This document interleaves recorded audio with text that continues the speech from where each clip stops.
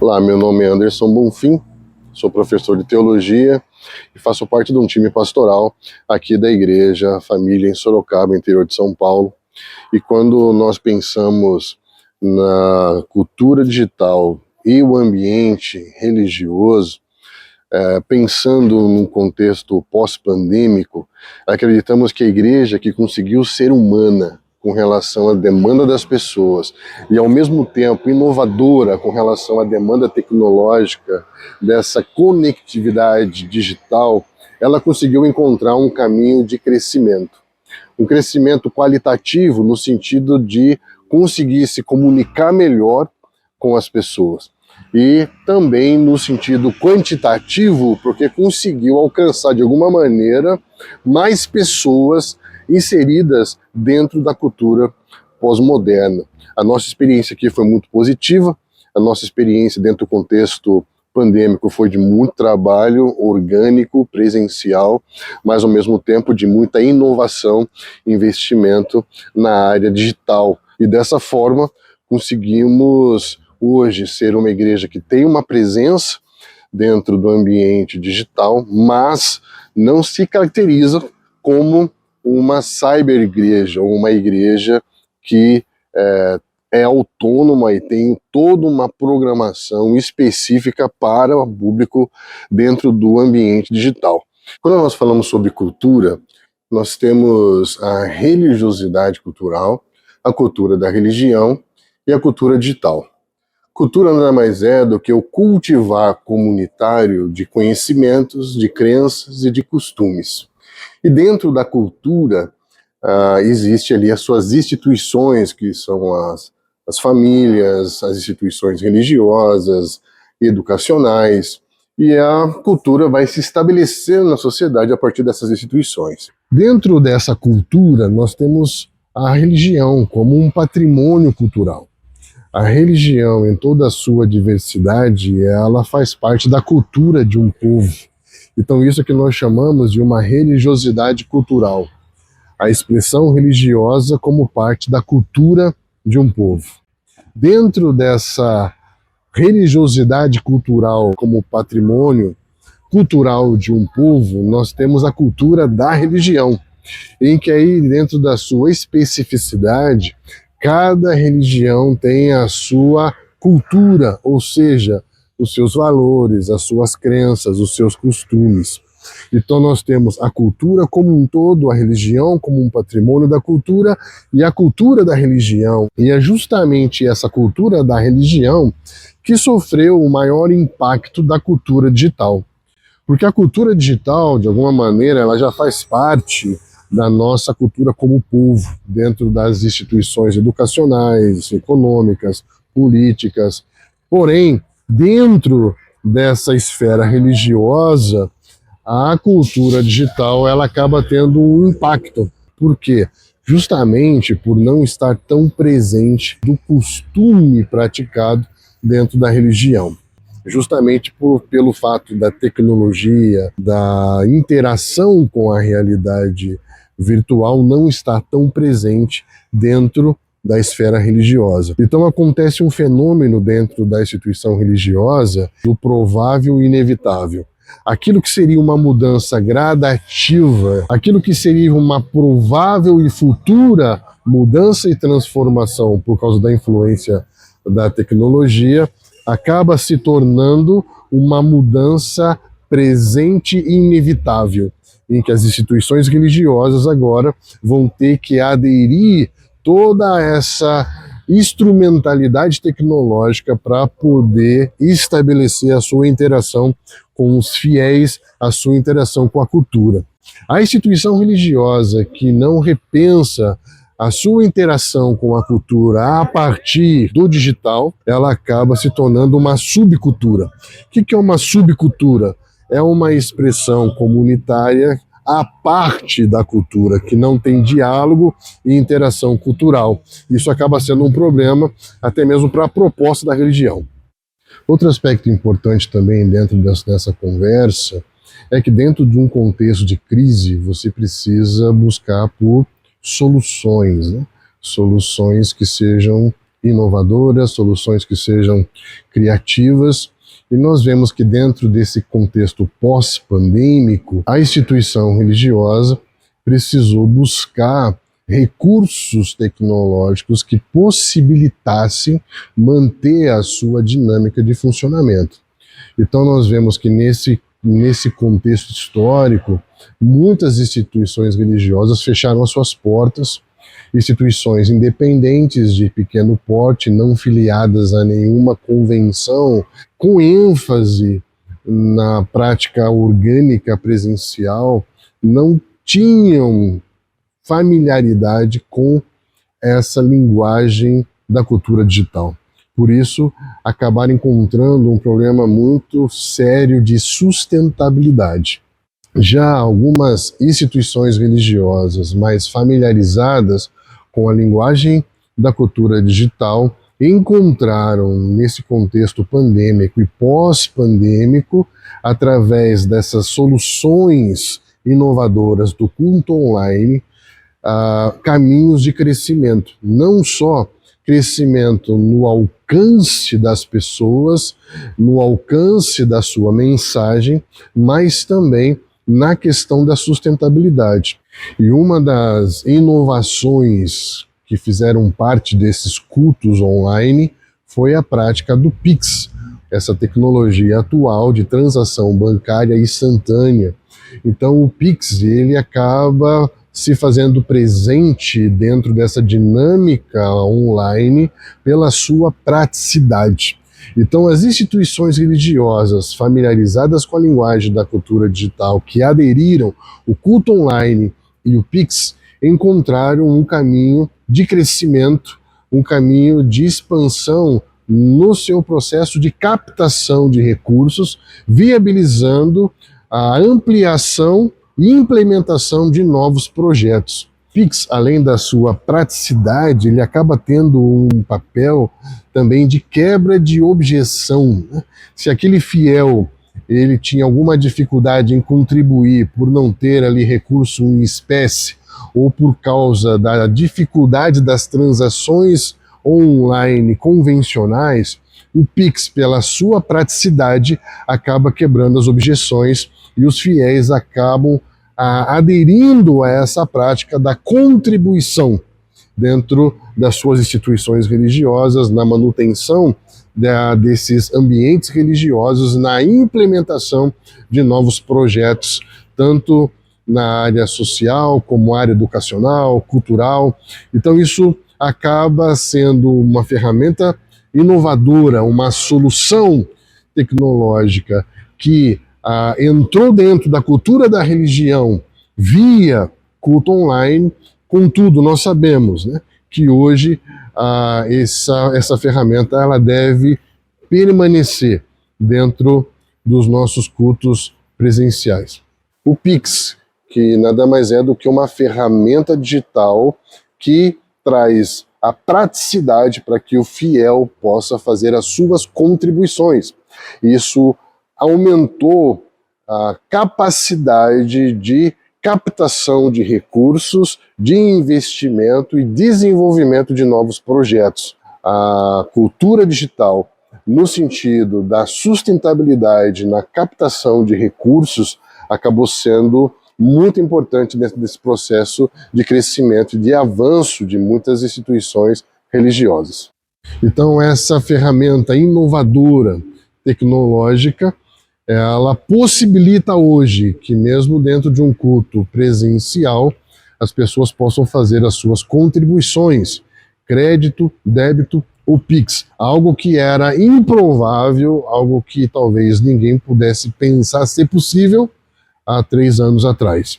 Então nós vemos aí sim um impacto muito grande da cultura digital, do culto online, do Pix, dentro desse ambiente religioso em toda a sua diversidade. Pensando no tema da empregabilidade, a relação da cultura digital com a religião, ela traz um cenário novo. Por quê? Porque nós vamos perceber num levantamento que foi feito durante o mês de março de 2020 pela Unicamp, houve um aumento de 10.000% na procura de culto online na internet dentro do Google. Então nós vemos que há um aumento exponencial e essa dinâmica do culto online, independente da instituição religiosa apenas estar presente nas mídias sociais ou se tornar de fato uma igreja online, isso se torna uma prática hoje presente dentro da cultura religiosa. E isso traz um novo cenário de empregabilidade, por quê? Primeiro, porque agora a instituição religiosa ela vai depender de uma mão de obra especializada que possibilite que essa dinâmica da cultura digital seja desenvolvida dentro da instituição local. Isso abre uma demanda para essas profissões que são voltadas à cultura digital. Então nós vamos precisar, dentro dessa nova dinâmica, desse novo cenário, de produtores, de técnicos, de gente que trabalha com esse universo tecnológico e com esse universo também voltado para a internet e para a cultura digital. Então essa seria uma primeira possibilidade, né? Uma primeira mudança no cenário no sentido de empregabilidade. Um segundo aspecto muito importante dentro desse novo cenário de empregabilidade é que a cultura digital é monetizadora.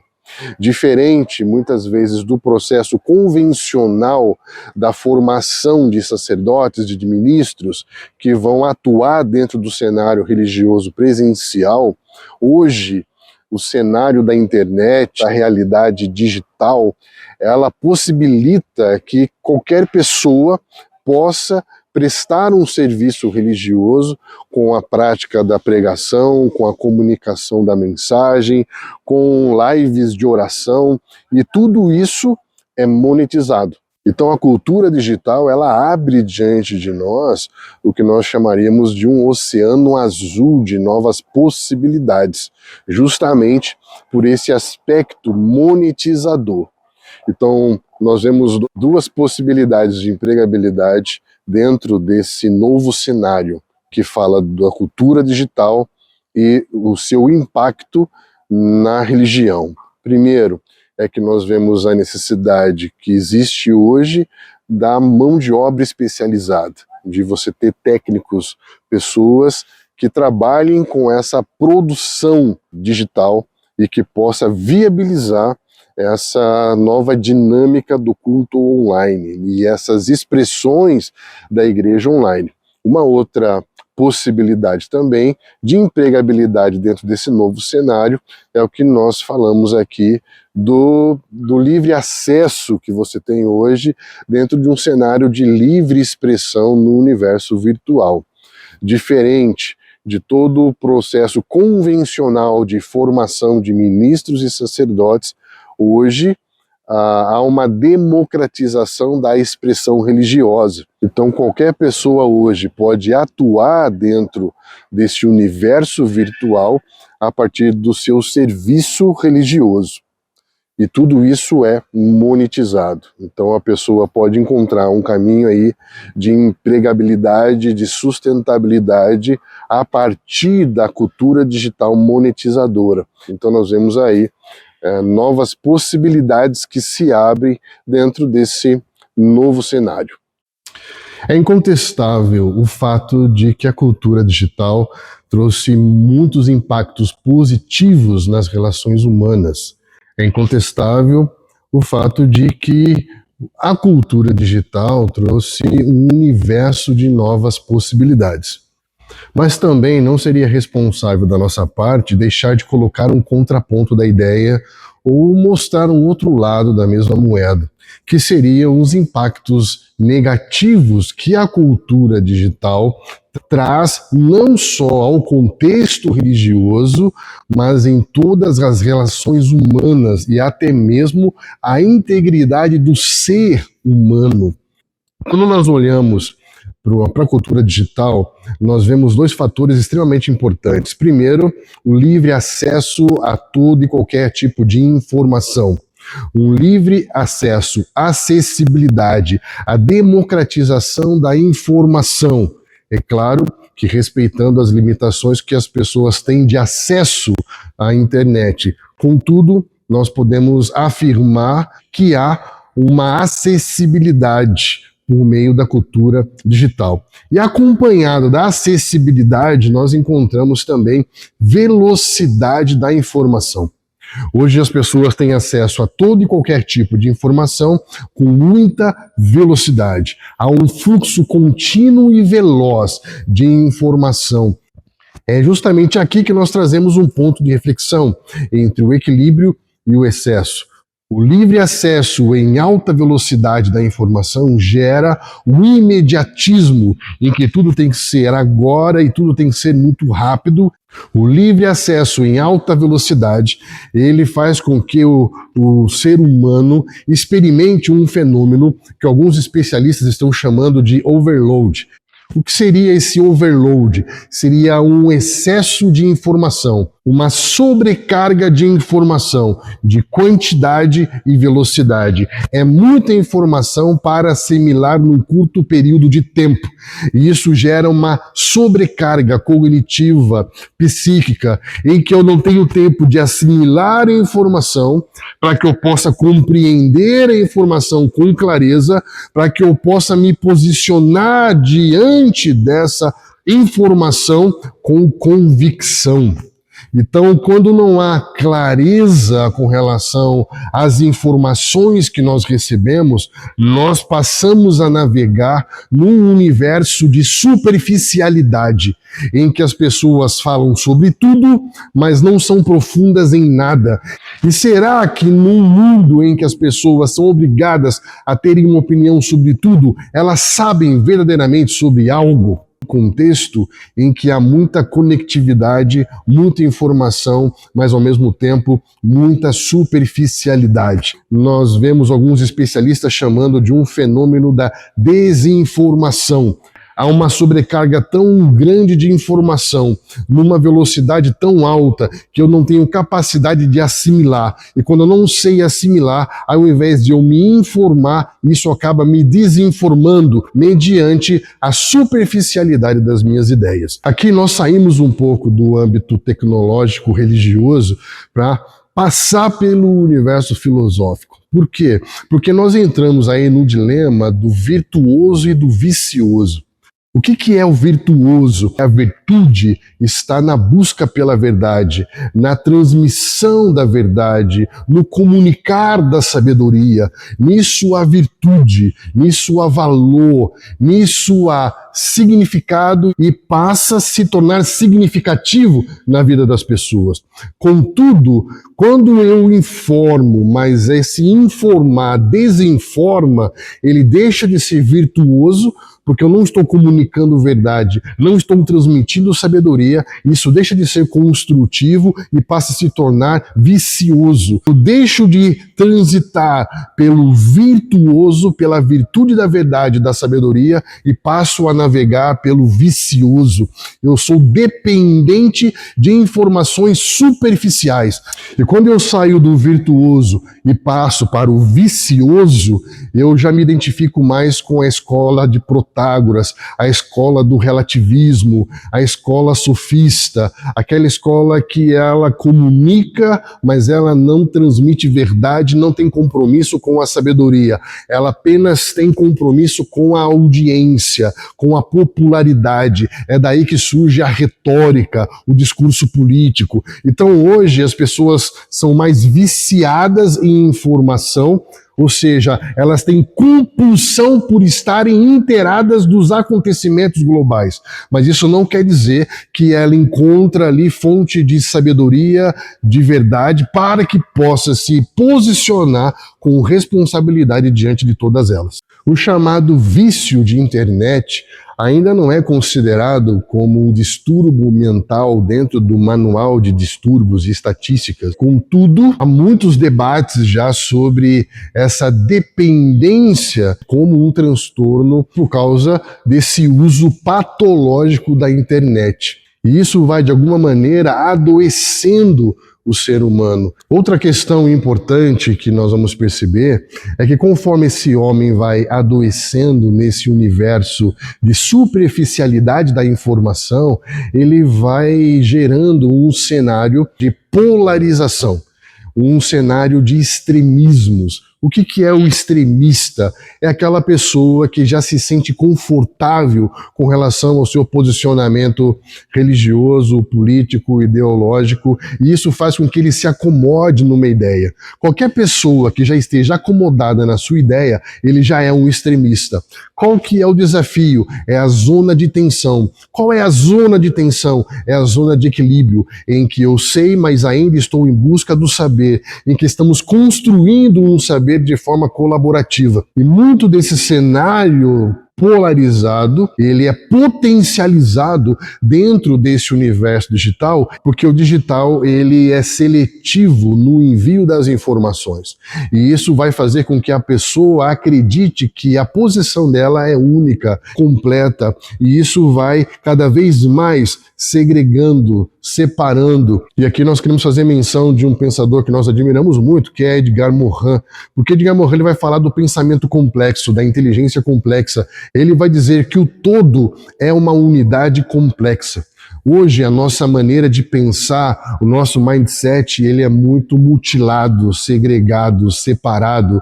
As matérias que estudamos, os conceitos que criamos, tudo que nós visualizamos é departamentalizado. E isso tudo faz com que nada se relacione, que nada se complete. E nós precisamos aprender a pensar de forma relacional. Nenhum homem é capaz de saber só. Nenhum homem é capaz de saber por si só. Nenhum homem é capaz de saber para si só. Porque o processo do saber, a trilha do saber, ela é compartilhada.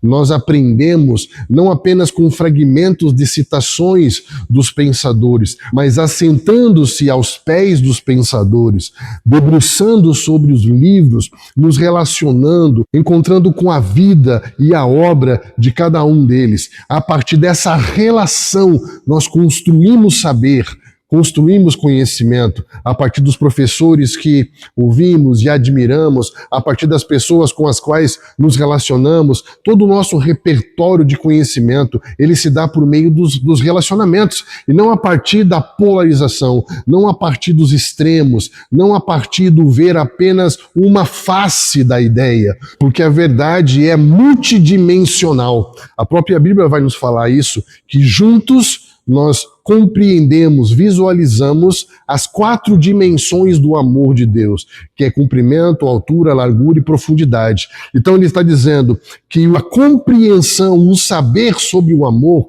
não é privado. O indivíduo, quando vê só, ele só vê partes. A privatização é um grande problema do mundo moderno, porque tudo aquilo que era para ser um bem comum se torna privado para o benefício, para o bem-estar do indivíduo.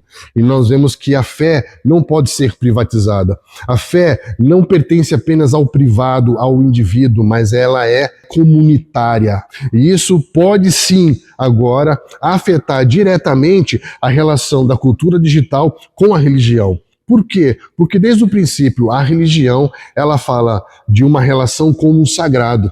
E existem os símbolos sagrados, existem sacramentos, e você pode acender uma vela virtual dentro de um site, você pode participar de um sacramento online, mas a essência da religião é a vida em comunidade, é a vida em família, é assentar-se à mesa, é o congregar, é o estar junto, é o estar perto. E nós vemos que cada vez mais o homem que está imerso na conectividade, ele se sente cada vez mais sozinho. Nesse ponto, nós precisamos resgatar a essência da religião que transcende a cultura digital para que possamos nos encontrar de novo, face a face com Deus e ombro a ombro, um com o outro. A cultura digital, ela traz um universo de possibilidades, mas ela ainda vai ter as suas limitações na relação com os símbolos sagrados, na prática dos sacramentos e nas relações humanas. Nós podemos sim viver nessa zona de tensão, que nós chamamos de uma zona de equilíbrio, e não nos deixarmos levar para nenhum extremo, mas avançarmos dentro da cultura digital como sabedoria, com virtude, para que nós possamos não só crescer no avanço tecnológico, mas também crescermos como seres humanos.